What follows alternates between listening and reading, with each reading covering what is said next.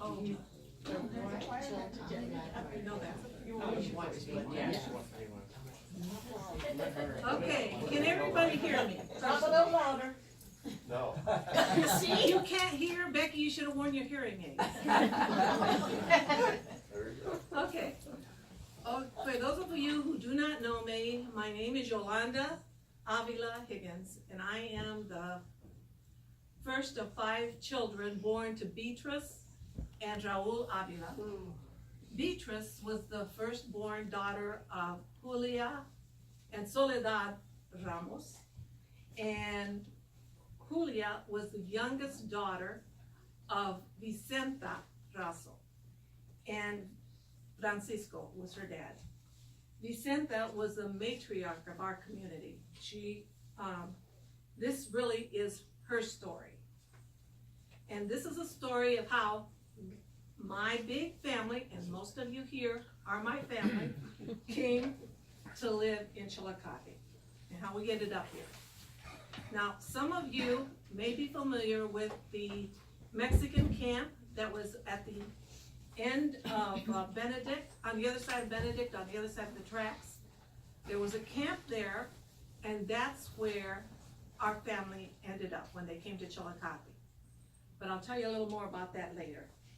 First, the story really begins with Vicenta in a little town called Romita, Guanajuato. It's a little town in central Mexico, and in that town, the Ramoses and the Razos were neighbors. Now, I'm having a problem here because they anglicized the names to Ramos and Razo, but the names were really Ramos and Razo. So it's kind of, you know, I'm saying it sometimes one way and sometimes another, but it's really Ramos and Razo. Anyway, the matriarch of our community was Vicenta, my great-grandmother. She was born in Mexico in 1848. She came to the U.S. At the age of 67. She was 68 by the time she got here. And she died at 97 in 1945, and she's buried here in Chillicothe Cemetery. Now, the Razo family was Vicenta and her husband, Francisco. They had 14 children, but only 7 survived. And those 7 came to the United States. There was one more, and her name was Valentina. Marcia's named after her. Valentina was in her teens, and she wanted desperately to be a nun, and they wouldn't let her. So my grandma Julia tells me that she died of a broken heart because they wouldn't let her be a nun. So she didn't come to this, there wasn't one that came to the States. Now, Francisco died in 1903. He was a butcher. I have no pictures of him, and I feel bad, you know, we don't have any pictures of him, but none exist. But after he died, Vicenta's 4 oldest sons came to the States to work. Now, I don't know if they all came at the same time. I don't really know. Do you know, Aunt Joanna, Dora? They came, they were working here on the railroad. They came to Flagstaff, Arizona. And they would send money back to help with the expenses because my grandma Vicenta was left with not just her own children, my grandma Julia and her brother Eusebio, we called him Uncle Chibble.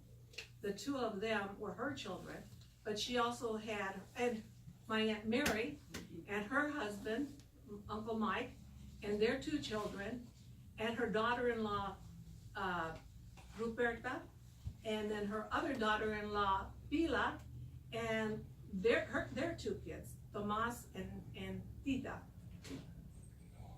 Those, there were 11 of them, 10 of them with my grandmother were 11, living in one household. And she had to feed and take care of all of those children and wives. So it was hard. It was a difficult life for her. and they depended on the money that was being sent back by the men to live. Now, the Ramos family was Rafael and his wife Vicenta too. So both of my great grandmothers' names were Vicenta. But Vicenta, they had 4 sons, and Vicenta died giving birth to her only daughter. And Vicenta died not long, the baby died not long after that. So the boys were raised by their grandma, Jovita. And my Aunt Joanne is named after Jovita. And Grandpa, because he was the oldest, was not able to go to school. So he never went to school. He was illiterate. In later years, Grandma Julia taught him how to sign his name, but I have all his papers from the early years, and everything was just an X, signed with an X. So Sole and his brother Nicholas, they decided to come to the States too. Now, I don't know if they all came together with the Razo boys, I don't know, but they all ended up in Flagstaff. And after working in the States for a while, my grandpa Sole decided to go back to Mexico to visit his mom and dad, his dad and brothers, the 2 brothers that were still left. And somehow, while he was here, they convinced him to bring all of the Razo family back to the States, to Flagstaff. Now, how my grandfather, who couldn't speak English or let alone read Spanish, how he was able to get them all back to Flagstaff, it was in God's hands, that's all I can say. Now, the Mexican Revolution was going on during this time. It started in 1910 and it went through 1920. It was a civil war, and both sides were fighting and forcing men from both sides were forcing men, constricting them into their armies against their will, even they didn't want to. So a lot of men fled to the States, not just my family, but lots of other people came just to get away from all of that. So they decided they were gonna set out for the United States, 11 of the Razos and my grandpa Sole. So there were 12 of them. 4 women, 2 men, 4 teenagers, and 2 children. The trip took a long time, and they came on boxcars. Now, I said on boxcars, not in the boxcar, on top of the boxcars. They rode the boxcars, and they rode them during the day. At night, they would get off and try to find a wooded area where they could rest and sleep. And then Grandpa Sole would go out looking for food for them so they could continue on with their journey. Now, sometimes they ran out of money, and then they'd have to write to the boys, the men in Flagstaff, and ask them to send money so they could continue the trip. But they had to stay wherever they were till the money arrived so they could go on. So that's why it took a long time. Now, Grandma Julia would tell us about how she could hear bullets going overhead when they were on top of the train. The 2 sides were fighting and the bullets were whizzing over their heads. And at one point, I don't know if they had an accident or if it was a derailment or the army stopped the train, I don't know. But the train stopped, they got off, soldiers came around ready to shoot them. And this man came out around. She said he was a Spaniard. Now, how she knew he was a Spaniard, I don't know. But anyway, this man came and said, leave these people alone. These are innocent civilians. And they shot him instead. Oh. So, And so this was in Mexico. They're this still was in Mexico. Yeah. They are still They in haven't Mexico. even made it out of Mexico yet. No, they are still in Mexico. So, like I said, it was a revolution. So, if it hadn't been for that man, none of us would be here, okay? That man gave his life for all of us. we need to remember him in our prayers. I'm sorry, I get choked up about that. But they continued on their journey, and in June of 1916, they came to Laredo. And I have a paper here somewhere, I don't remember where, I can't see it anywhere. Oh, it tells that my grandpa entered legally into Laredo on June 6th of 1916. Okay, so they all came, once they got here, I don't know how what was the next, I don't know how they got from Laredo. I know they took trains, but I don't know if they got on top of the trains or hopped the trains, I don't know, but they made it to Flagstaff, all of them. Only God's hand got them here. Now, they got to Laredo, to Flagstaff, and then they worked there for a while. And at that time, my uncle Dolores, the oldest, he had come and was working in Wilburn, Illinois. Now, he sent them a letter and told them that if they all came to Wilburn, he'd be able to get them jobs. So they all took off from Flagstaff and made their way to Wilburn, all except my Uncle John. My Uncle John ended up marrying and moving to California. So he raised his family in California, but all of the rest of them all came here.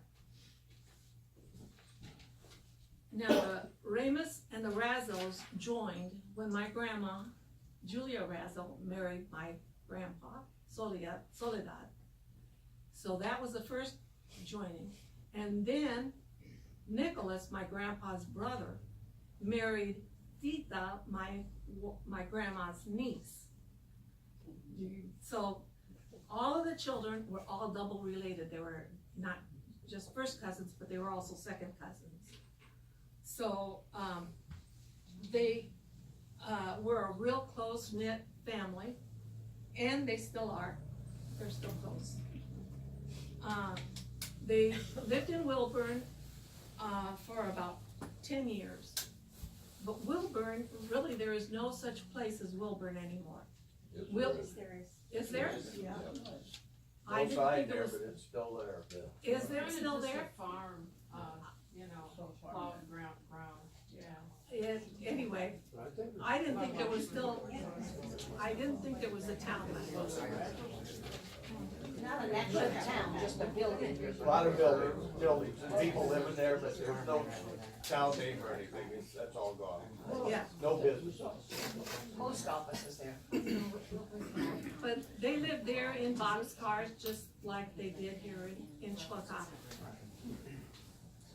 But in 1927, my grandpa Soli and grandma Julia and their 4 oldest children moved to Chillicothe into the camp, like I told you, at the end of Benedict. And it was just nothing but boxcars. But there were other Mexican families here at that time too. The Lopez's, the Medinas, the Ordez's, the Fernandez, and others. And most of those families have moved away. But our huge families have stayed in this area. Now, the only one in the community who could speak English was Juanita Ordez Razo. She had married my uncle Chevo, and she was the official translator. Now, the men, they all had to learn English. They knew a little English anyway for their jobs. But the women, they stayed in their little communities and they didn't really learn English. They just always spoke in Spanish to each other. Now, the living conditions were just almost nothing because all they had were boxcars. But there was no plumbing, no electricity, no central heat. But in 1930, the Santa Fe started building them little brick houses. And they lived in these little brick houses, but still had no electricity. They had no running water. They had outhouses They had a pump outside for water. They had coal stoves for cooking and heating. And they had to wash their clothes by hand. And they'd hang their clothes up. And because they were right there by the train station, they'd have to watch for the trains coming by with the soot and the smoke. So anytime they saw, you know, that happening, they have to run out, pull all the stuff off, and then rehang it. It was a hard life. But each family had their own, well, most of the families had their own little garden and chickens, and some of them even raised some pigs. And Grandma Julia loved flowers, so she always had a flower garden. She had roses and flowers. But even in those very harsh living conditions, not once did I hear any of my aunts or uncles complain about their living conditions. They loved, they enjoyed it. They had always had somebody to play with. They had constant companionship. The boys, though, they had it better than the girls. The boys could go wherever they wanted. They went fishing and swam in the gravel pit, yeah, and played ball. But the girls were so closely watched. They could only play where they could be seen. They were not allowed to be out of the eyesight of anybody in the family. And they weren't allowed to play with the boys. She did. I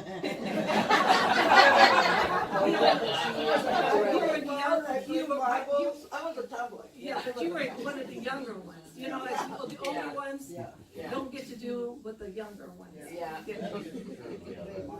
They learned, the girls learned how to do crochet and embroidery, and I have some samples of some of their work here of my grandma's. But they had to help with the cooking and the cleaning and the washing and ironing. The girls were really sheltered. They knew nothing. They were really innocent. At 18 years old, when my mother was 18 years old, my Aunt Mary was born. My mother at 18 did not know where babies came from. She thought they came out of the doctor's black bag. That's what they told them. They told them that babies were coming out of that black bag. So they knew nothing about sex. They don't talk about body parts, and they really still don't. They'll say back there, up there, down there.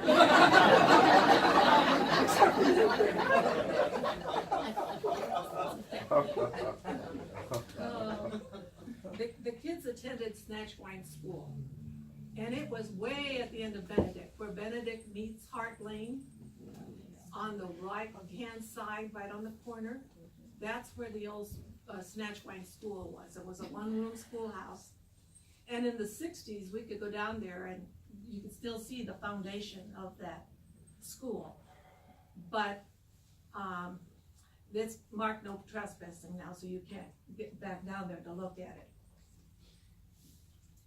When the older kids started school, they didn't know English, but the teachers were glad. They said that they wanted them to teach them proper English. So the older ones, that's how they learned, and then they taught the younger generation, the younger brothers and sisters. I'm sorry to interrupt, but were the men working for the railroad then? Yes, the men were all working at the railroad. That's really when the names were all anglicized, when they went to school. The Ramos became Ramos. Even their first names were anglicized. My Aunt Joanne, her name was Jovita, they named her Joanne. She's glad. All the names are stuck, you know, whatever they named them, that name stayed with them. Yeah.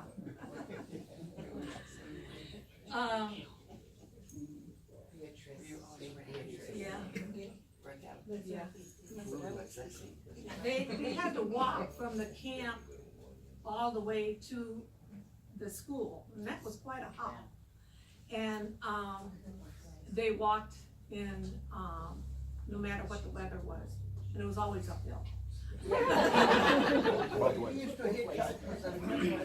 Yeah, sometimes Yeah, sometimes they would give them a ride. My Aunt Joanne says they would go through the field, but there were some mad goats that would chase them. So they saw the goats, they couldn't go that way, they had to go all the way around. Of course, there was a story of my uncle Albert taking the goat and letting it loose in the schoolroom.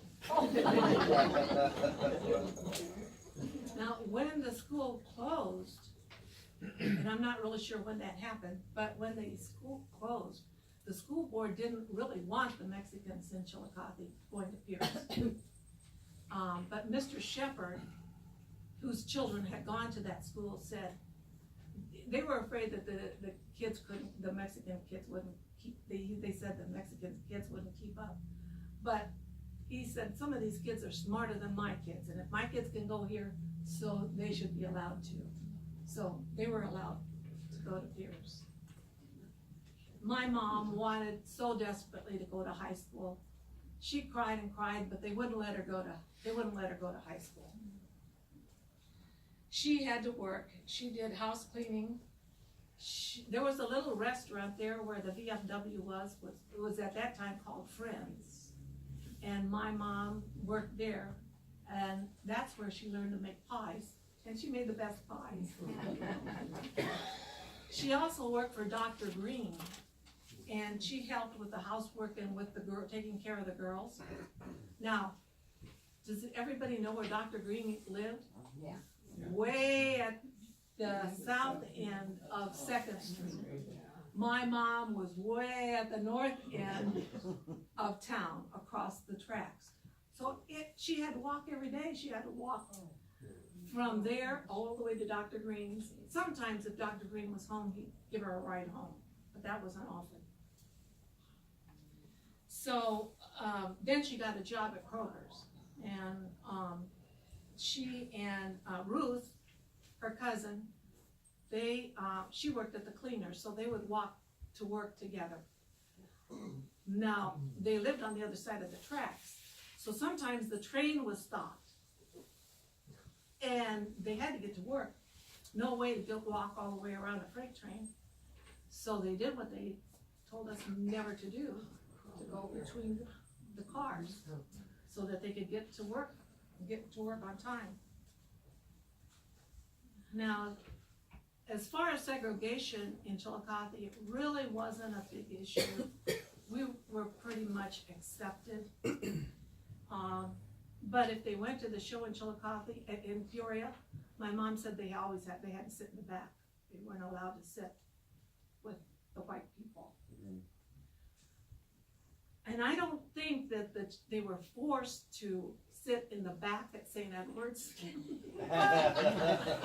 But they all sat in the back, and they still do. No, I refuse to sit in the back. I don't care. Even if I sit by myself, I'm sitting in the front. And I have Aunt Joanna, she sits in the front with me. But I don't sit in the front because I feel like I'm better than everyone else. I am child intolerant. I don't want any children in front of me to get distracted. And you know why I am child intolerant? Because I had to babysit every single one of these kids. All of them. Yeah, even you, Lillian. So anyway, World War II then broke out, and all of the eligible men from the camp, they all enlisted. Even my mom's cousin Hope, she joined the WACs. My mother wanted desperately to join, but they wouldn't let her. She was 21, she was over 21. But you do what your parents tell you. You don't, go against their will. What was Hope's last name? Huerta. Huerta? Okay. But again, Huerta was anglicized to Herda. Okay, yeah. But it was Huerta. And her brother, she had a brother named Henry Herda. And Yes, Henry, right. Henry was, He was a really good boxer. In his Yes. boxing and, Yes. and all the guys on the wall in the military. Yes. Wasn't Hope valedictorian? Yes, she was. Hope was valedictorian of her class. But if my mom had been able to go, she would have been. Anyway, in 1942, after the war broke out, the United States instituted the Bracero program. And the Bracero program brought men from Mexico to work on the railroad. And they replaced the men who were off to war. And so they needed men to work, not just on the railroad, they had them working in factories and in farms or wherever they needed them. But 12 men, including my dad, were brought to Chillicothe. They called them the 12 apostles. I have a picture of them here. The 12 apostles. Anyway, he was tall and handsome, and he caught my mom's eye, and she would watch for him. My grandma Julia, and they lived in the boxcars that had been there, abandoned by the rest of the other families, so they built the brick homes. So Grandma Julia would feel sorry for them, so she'd cook extra and send them food. But on Christmas Eve of 1944, Grandma and Grandpa invited them to their place for tamales. And that was the first time that my mom and dad really got to be together, to see each other. They had their eyes on each other, but not really been able to do anything. But I don't know how they did it. How did you have all of your family? No, but in the house, to have all of them, plus all the braceros, and where'd you put them all? Just like Dora. Dora has all her kids. Yeah, they got them all in there, and they danced. They played the Victrola, and they danced in that little. Well, they played the guitar, the Mexicans. Yeah. And they used to wash and iron for the members. But anyway, that was the start of their romance. But in the 40s, the family started to migrate from the camp and move into Chillicothe. They started buying homes here in town. The men had been in an accident on one of those little hand cars, you know, that go up and down the tracks. I don't know what they're called, do you? Hand cars. Anyway, they were in an accident on that. They were all injured, so they all got settlements from the railroad. And they used that down payment, that money from the settlements for down payments on homes. That's how they got here. In April of 1945, my grandma and grandpa moved to their house that's on the corner of Hoyt and Matthews. And by that time, my mom and dad were seeing each other whenever possible. Dad would send her notes to my Uncle Albert until my grandfather found out about it. When Grandpa found out, he beat my uncle and told him never to do it again. So then my dad had to resort to paying Benny Razo 5 cents.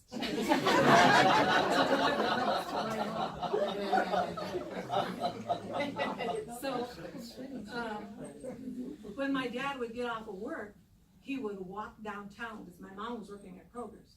He'd walk downtown to when she got off of work so he could walk her home. Again, my grandfather found out, and as soon as he found out she was being walked home, he took off of work and walked to Kroger's to walk her home. They were not allowed to be together even after they were engaged. When my dad had to go and ask for her hand in marriage, all of them had to be there, not just her sisters, but the cousins and the aunts and all of them. They all had to be there when he asked for his hand. And then I have a letter from my grandpa in Mexico that asked my grandpa Sole for my mom's hand. And in the letter, it just seemed to me that he thought, he said that they were a very poor family. Well, like, we were not poor. I just got the feeling that he thought that because we lived in the States that we were well off, I don't know. But they got married in October of 1945, October 20th. The war had ended, men were coming home. Excuse me, my throat. It was a time for celebration, and so they had a really big wedding. Excuse me. No, it's my water. I got water here. They had a big wedding, and they had a dance at City Hall. I think you all had dances at City Hall too, didn't you? Yep, so it was a thing to do, to have a wedding, and then they got married, and they usually had a breakfast, and then they had a dinner. But the dinner was always there at the house. And it wasn't catered. And it wasn't catered. All the Mexican women would get together to cook all the food to make for the dinners, and then a dance. And the night of the dance, my Aunt Dora's husband, the night of the wedding, my Aunt Dora's husband was coming home from this war, and the train had stopped in Chillicothe. He was must have been on the Rock Island, and it stopped, and he could hear the Mexican music, and he was wondering what happened, what was going on, all those people down there. And so, anyway,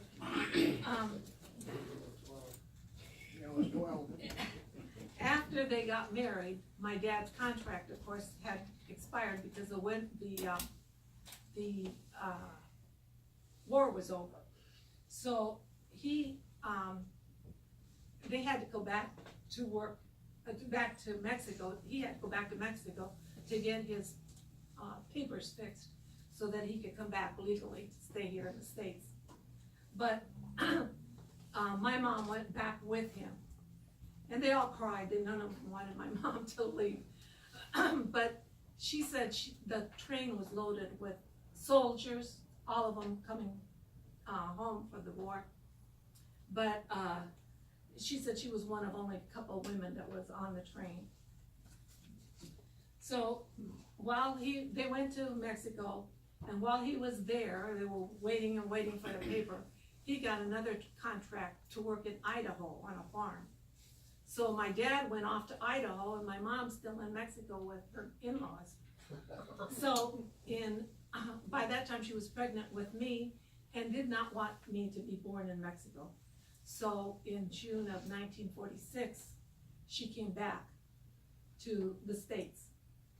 And I have all the letters that they wrote to each other during all of that time. And it took months for them to get all their paperwork done. They couldn't find Grandpa Solis because he was gonna be my dad's sponsor. But somehow or other, his paperwork was lost, and Mom had to make several trips to Chicago to try to get the paperwork fixed, and so my dad could come home. I was born on October 21st, 1946, a year and 1 day after her anniversary. Now, when she went into labor, nobody had cars, so they had to take a taxi. And there was a young kid that drove the taxi, and I don't remember his name. Do you guys remember his name? He used to go to St. Edwards, and he would see me and tell me, "Oh yeah, I remember when you were born." But anyway, he didn't know how to get to the hospital. So they're driving around Peoria looking for the hospital. My mom's in labor, and my grandpa then, they had to leave my mom because Grandpa had no way home unless he took the taxi home. And there was nowhere for him to stay. So my mom was in the hospital there for 3 days by herself over her anniversary, spent her first anniversary by herself.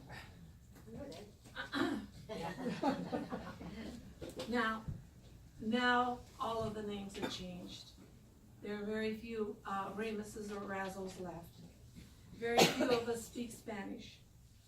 All the dark hair and, excuse me, I'm sorry. All the dark hair and dark eyes and dark skin has been replaced by light complected blondes and redheads. You know, now you don't know that we are part of the family, or who belongs to whom. We've just assimilated into this community. Now, there's just a very few first generation left, and I want them to stand. Stand up. Stand up, Pandora. Stand up, Aunt Rachel. Rachel, that's you. John, Oh, I don't think you can you know, stand up. stand up if you can. If you can't, that's fine. And Lola? Lola? Yeah. Oh, yeah. Yes, these are the first generation. There are very few of them left. And pretty soon we'll be the old generation. And I as the oldest of all 43 grandchildren will be the old one.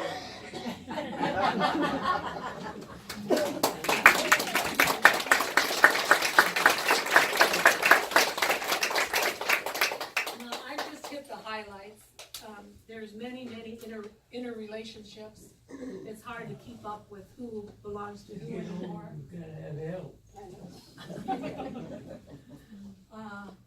I know all my first cousins, but after that, I don't know them. Now, Billy Galindo did this family tree, but it needs to be updated. Somebody's gotta step up and try to do that. My story just proves that it doesn't matter. Excuse me, it doesn't matter where you started or what you had when you came. It's just what you make of what you get. Thanks. Thank you.